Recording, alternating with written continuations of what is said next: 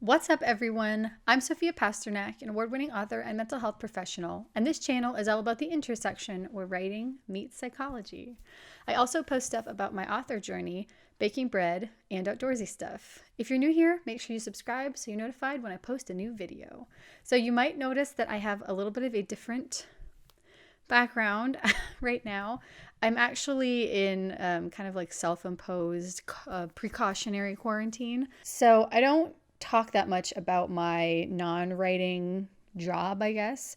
I am a nurse, and not only am I a nurse, I have all of my certifications in critical care and disaster response and that kind of thing. So this past weekend, I got asked to go respond to a particularly hairy situation that we had going on kind of near where I live. And so I went, of course, because I have been kind of the opinion that, you know, if you can help, you should. And I've been holding off just because of my family situation. But this weekend, I finally said, you know what? Okay, I'm going. So I went, and it was pretty gnarly. So I am just keeping myself away from my family for now for a precaution. I don't feel sick or anything like that, but I want to make sure that I'm not going to infect anybody. But the show must go on, and so I'm going to keep doing my YouTube videos. It's just going to be with my bed as my background. And yeah, so anyway, here we go. So today I want to talk about is another episode in my character therapy series, and I want to talk about vulnerability to harm or illness. So people with this schema believe that they are always moments away from a major catastrophe. And they live in constant state of anxiety over like medical illness, natural disaster, violent crime, accidents, financial ruin, insanity, and it can become full-blown panic attacks and can actually lead to isolation and agoraphobia. And it can also kind of share some OCD type tendencies to engage in magical thinking, rituals in order to avoid what's going on, what could possibly happen. So, you know, if I check the oven 30 times before I go to bed, then it won't turn on spontaneously during the night and kill me, is kind of that type of thing. And this schema might begin in childhood due to a parent or other attachment figure having this themselves and expressing these anxieties. Or if something actually happens, if someone as a child, for example, was in like a tornado, then they might have, you know, the schema might develop and they might just be constantly afraid of there's going to be another tornado and we're all going to die. All right, so go watch my character therapy overview, my schema overviews video to get a deeper dive into the types of responses to a schema trigger. And just so I don't have to go super into detail here, let's talk about our three types of responses to a schema trigger. So the overcompensators, the avoiders, and the surrenderers. So our overcompensators act as though the opposite of the schema is true. So if the schema is something bad is going to happen at any moment, the overcompensators will act as though nothing bad will ever happen. The overcompensators act as though the opposite of the schema is true. They can engage in reckless and dangerous behaviors because if the opposite of the schema of anything bad will happen at any moment, the opposite of that is nothing bad will ever happen. So they will be really reckless, they'll engage in dangerous behaviors. And these are also, the overcompensators are the ones who do their magical thinking and the compulsive rituals. So kind of that, you know, anything bad, something bad will happen at any moment, but not if I do this. If I'm going to do this, I'm going to prevent it from happening. Schema defeated. The avoiders just avoid. The schema does not exist. They will engage in kind of almost phobic behaviors and just stay away from situations. So if they believe that if they get into a car, there's going to be a car accident, they just won't get into cars. And they will, so avoidance is removing a schema trigger.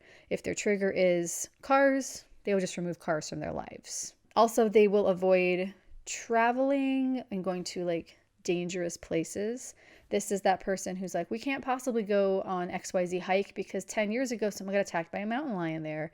And you go, yeah, that was 10 years ago and it's been super safe ever since and they've made all these improvements and that does not matter. They will not go. Now, the surrenderers, just the schema is true. This is going to happen. I might as well just accept it. They will just have this just super high anxiety. They'll worry constantly about what's going to happen to them. These are the people who are glued to the news all the time and are just taking in all of this disaster. So like right now we're in a pandemic, and these are the people who are just constantly on the news, and every single place they can get news, oh, death tolls, and scientists are saying that it's worse than we thought, and everyone's going to die, and it's going to wipe out the human race, and blah blah blah. Like that's these people. They just latch onto the idea of disaster, and they just wear it like a hat. You don't wear hats like this, but a cowl, I guess. Okie doke. So now let's talk about the lie, the want, the truth, and the wound. So your character's fundamental incorrect belief is the lie. That's the schema. And with this particular schema, it is something bad is about to happen, or I keep going to the doctor because I know I'm sick, and they keep telling me I'm fine, but I know that I'm going to die at any moment. Just generally having the certainty that the world is dangerous, the world is out to get me, and I have to stay at my house to be safe. Or the people who ruminate, I worry, the bad things are going to happen, and they just ruminate on what bad things are going to happen. Now, the want is what your character thinks they need to be happy.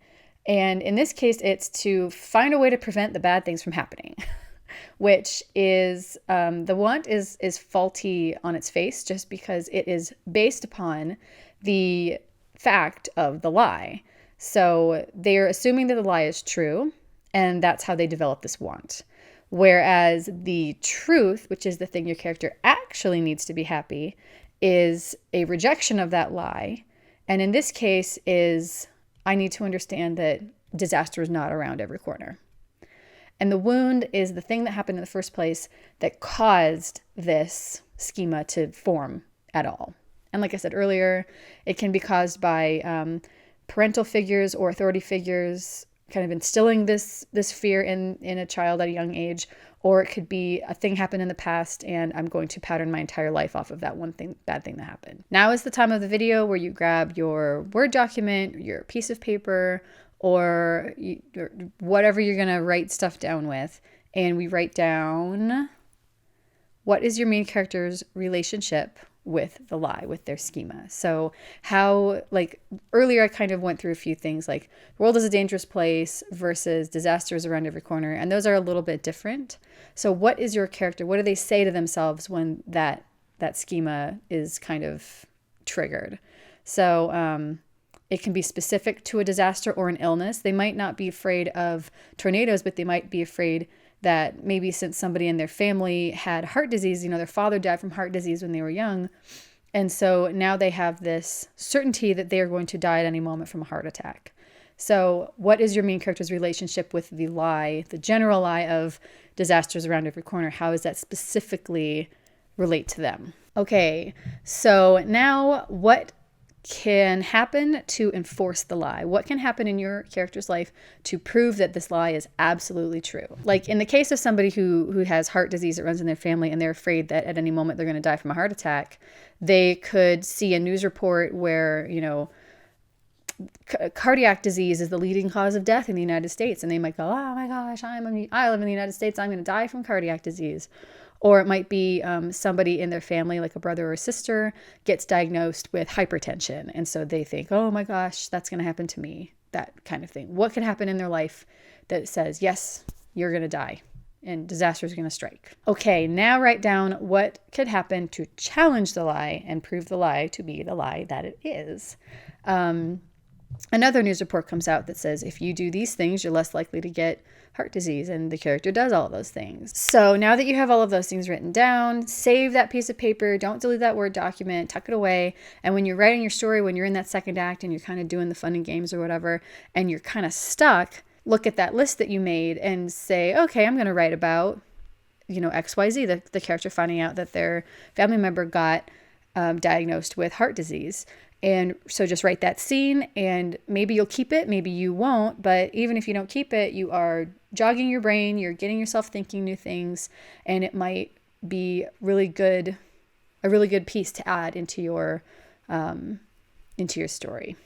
Also, I use this as a revision tool. So when I'm going through and I have a scene and I go, do I need to cut this or keep this? I will ask myself, well, Does it enforce the lie or does it disprove the lie? And if it does neither of those things, get rid of it or edit it, change it so that it does one of those two things.